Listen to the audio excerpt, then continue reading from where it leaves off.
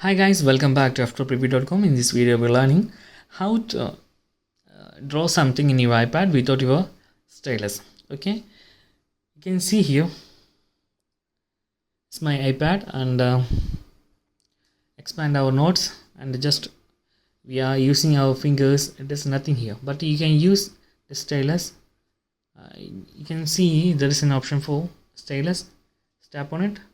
Now draw. There is nothing happening. It is just moving the screen.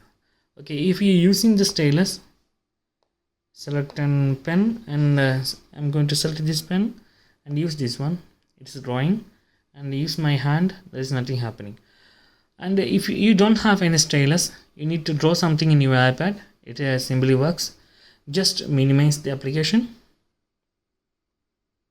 Okay, then open your settings. Then you can see there's an option for iPad pencil. Open it. Now you can also see there is an option for only draw with Apple Pencil. You can just turn off this thing and you're ready to go. Just open it, expand. Now you can draw. You can test that and now you can draw like this. Sorry, touch the Apple symbol, select a pen. Okay, now you can just draw like this. Hello. Okay, that's it. A very simple tutorial.